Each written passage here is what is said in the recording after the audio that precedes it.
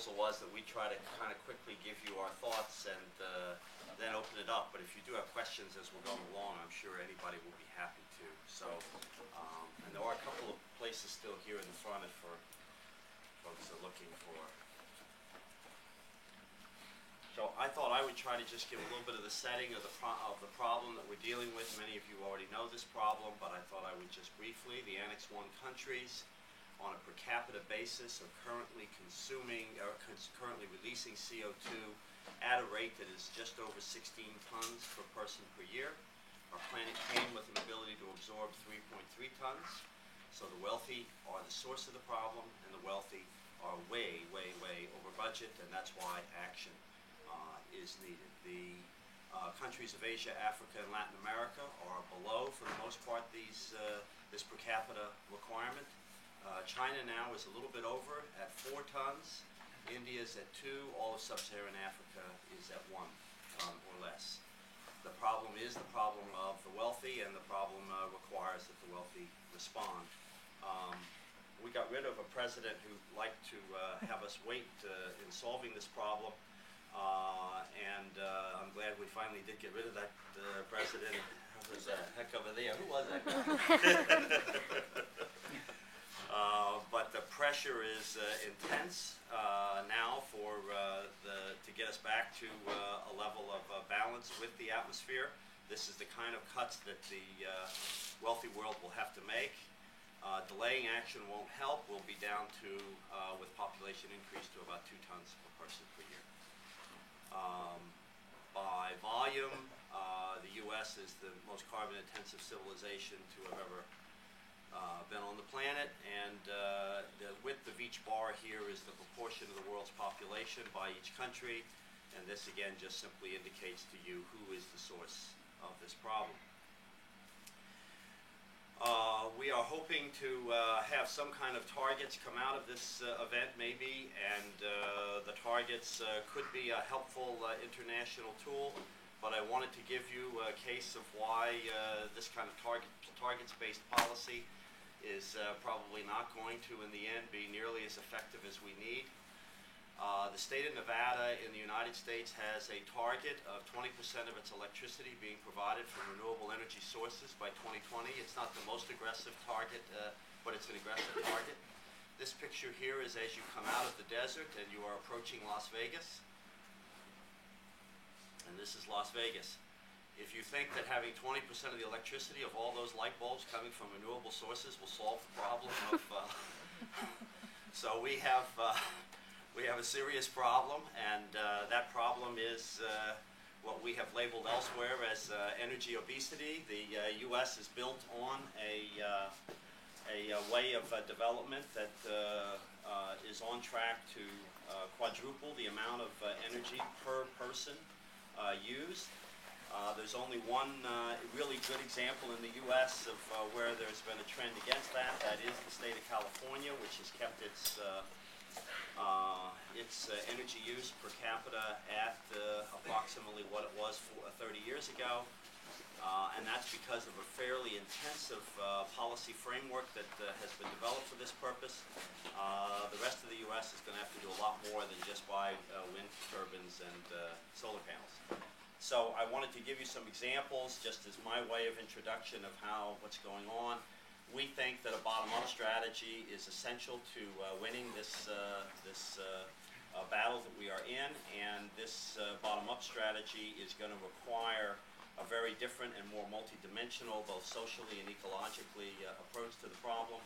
I'm just going to quickly go through some examples of where folks have gotten far ahead of any target that we'll hear on Friday from COP15. So Berkeley, just briefly, in California itself, the Bay Area, Berkeley has given its citizens the opportunity to make investments to drive down their energy costs and their energy use.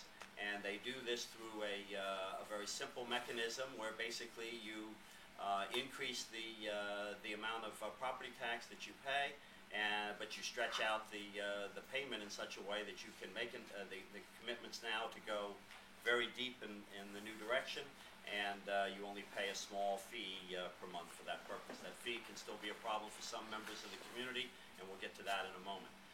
San Francisco is using a process of financing that is public in character. It is the public bonding capability of the city that is being used to make that city go in the new direction.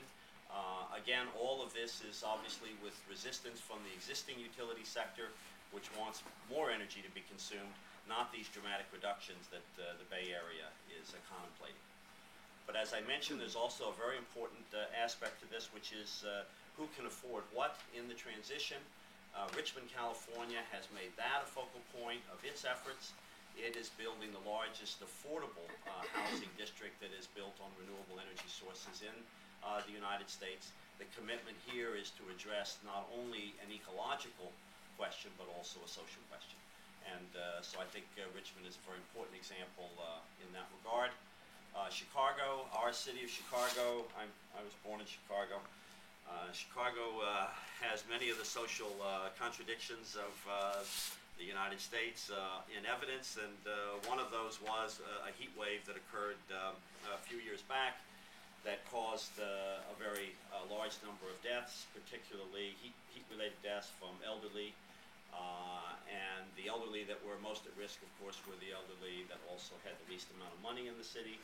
And so in response, the city of Chicago has sort of done the deal in splitting the issue in two directions. In their fancy buildings, their downtown districts, they're trying to green those up, but they've also made the commitment, similar to Richmond, to make it possible for people who live in neighborhoods to be able to make these kinds of transitions as well. And so I think Chicago is got a lot of problems in what it's trying to do, but in any case, there is a set of commitments that go in that direction. The city of Philadelphia, you're going to hear more about that. We're very happy to have Mark Allen Hughes with us today, and he was instrumental in the plan that this city wrote. This is an industrial city on the east coast of the U.S.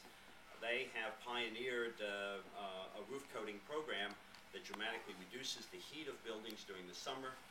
One of the serious problems that we have is people who are unable to afford their electricity bills are faced with high heat in the evening as the building does not cool during hot summer days. This again puts people at health risk.